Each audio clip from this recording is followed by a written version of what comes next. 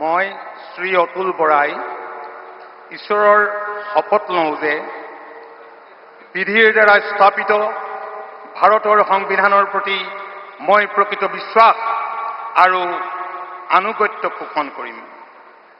মই ভাৰতৰ সাৰ্বভৌমত্ব আৰু অখণ্ডতা অক্ষুণ্ণ ৰাখিম।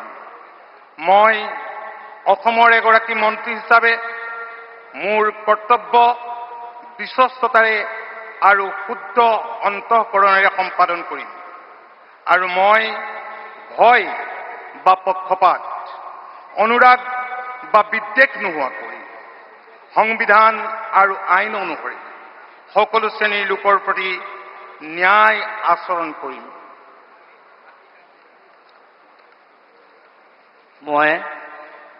মই শ্ৰী অতুল বৰাই ঈশ্বৰৰ নামত শপত লওঁ যে অসমৰ এগৰাকী মন্ত্ৰী হিচাপে মোৰ কৰ্তব্যৰ যথাযথ সম্পাদনৰ বাবে আৱশ্যক হোৱাৰ বাহিৰে মই এনে বিষয় যি অসমৰ এগৰাকী মন্ত্ৰী হিচাপে মোৰ বিবেচনাৰ বাবে অনা হ'ব বা মোৰ জ্ঞাত হ'ব তেনে বিষয় মই কোনো ব্যক্তি বা ব্যক্তিসমূহৰ ওচৰত প্ৰত্যক্ষ বা পৰোক্ষভাৱে অৱগত বা প্ৰকাশ নকৰিম।